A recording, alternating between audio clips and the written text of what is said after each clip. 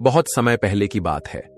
उज्जैनी नगरी का राजा विक्रमादित्य, जिसे सब विक्रम कहते थे, अपनी बुद्धि, वीरता और न्यायप्रियता के लिए प्रसिद्ध था।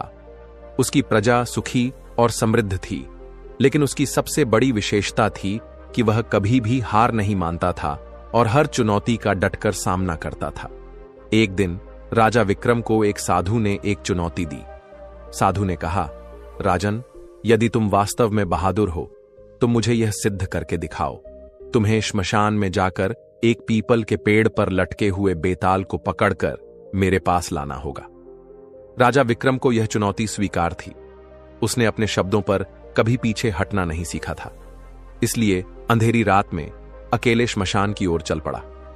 वहां की भयानक और डरावनी हवा भी उसे डरा नहीं पाई। श्मशान में पहला सामना जैसे ही राजा विक्रम पीपल के पेड़ के पास पहुंचा, उसने देखा कि एक शव उल्टा लटका हुआ था।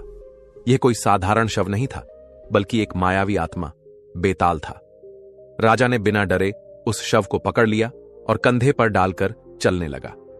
जैसे ही वह कुछ कदम चला, बेताल जोर से हंसा और बोला, राजा विक्रम, तुम बहुत साहसी हो, लेकिन रास्ता लंबा है और चुपचाप चलना तुम्हारे लिए कठिन होगा। मैं तुम्हें एक कहानी सुनाता हूं। यदि तुमने बीच में कुछ बोला तो मैं फिर से पेड़ पर जाकर लटक जाऊंगा। राजा विक्रम को बेताल की चालाकी समझ आ गई, लेकिन उसने बिना कुछ कहे आगे बढ़ना शुरू किया। पहली कहानी, बुद्धिमान राजा और 3 प्रश्न। बेताल ने कहानी शुरू की। एक समय की बात है। एक राज्य में राजा धर्मवीर शासन करता था। वह बहुत न्यायप्रिय था और अपनी प्रजा की भलाई के लिए सदैव तत्पर रहता था। एक दिन उसके दरबार में 3 व्यक्ति आए और उन्होंने राजा के सामने 3 अलग अलग प्रश्न रखे। राजा ने उनकी समस्या सुनी और सोच में पड़ गया। पहला व्यक्ति बोला, राजन, मैं एक व्यापारी हूं। मैंने बहुत परिश्रम से धन कमाया, लेकिन मेरे मित्रों ने धोखा देकर मुझे कंगाल बना दिया। अब मैं न्याय चाहता हूं। दूसरा व्यक्ति बोला, महाराज, मैं एक ब्राह्मण हूं। मुझे अपने गुरु से एक अनमोल ग्रंथ मिला था, जिसे मेरे शिष्य ने चुरा लिया। अब वह ग्रंथ को अपना बताता है। कृपया न्याय करें। तीसरा व्यक्ति बोला, राजा, मेरी एक बेटी है। उसे 3 युवकों ने विवाह का प्रस्ताव दिया है। तीनों ही बहुत योग्य हैं, लेकिन मैं समझ नहीं पा रहा कि किसे उसका पति बनाऊं। कृपया मार्गदर्शन करें। राजा धर्मवीर ने तीनों की समस्याएं सुनी और गहराई से विचार किया। फिर उसने निर्णय सुनाया। पहले व्यापारी को न्याय। राजा ने कहा, जो मित्र विश्वासघात करते हैं वे मित्र कहलाने योग्य नहीं होते। तुम्हें अपने धन के लिए न्याय मिलेगा, लेकिन तुम्हें भी सतर्क रहना चाहिए कि दोबारा किसी पर अंधा विश्वास न करो। ब्राह्मण और ग्रंथ का न्याय। राजा ने कहा, जिस व्यक्ति ने ग्रंथ की असली शिक्षा को अपनाया होगा वही उसका असली हकदार होगा। दोनों को ग्रंथ की परीक्षा देनी होगी, जिससे सच्चाई सामने आ जाएगी। किससे विवाह करे? राजा ने कहा, वह युवक जो लड़की को सबसे अधिक सम्मान और सुरक्षा दे सके वही उसका पति बनने योग्य है। गुण और योग्यता ही नहीं, बल्कि सच्चे प्रेम और समर्पण को भी देखना चाहिए। यह सुनकर बेताल ने विक्रम से पूछा, राजा, बताओ कि धर्मवीर के इन निर्णयों में सबसे अधिक बुद्धिमत्ता किसमें दिखाई दी? राजा विक्रम को यह सवाल सुनकर चुप रहना कठिन लगा। वह जानता था कि अगर उसने कुछ बोला तो बेताल फिर उड़ जाएगा, लेकिन फिर भी उसने उत्तर दिया।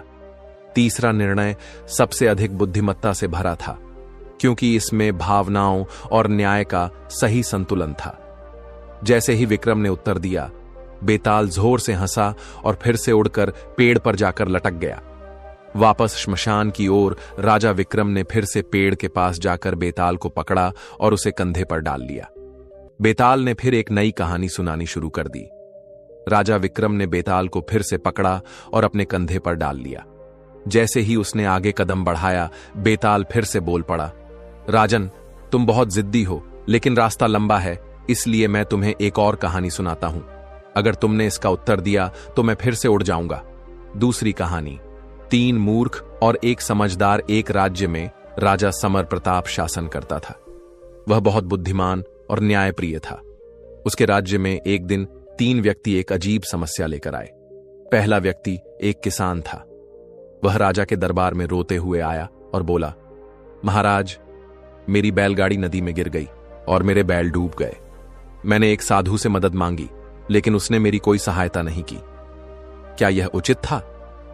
दूसरा व्यक्ति एक व्यापारी था। वह राजा से बोला, राजन, मैंने एक आदमी को अपना सेवक बनाया और उसे अपने व्यापार के सारे रहस्य बता दिए, लेकिन अब वह खुद व्यापारी बन गया और मुझे चुनौती दे रहा है। क्या यह सही है? तीसरा व्यक्ति एक सैनिक था। वह कहने लगा, राजा, मैंने अपने गुरु से युद्ध की कला सीखी, लेकिन अब वह मुझे ही युद्ध में हराने की कोशिश कर रहा है। यह कितना अनुचित है।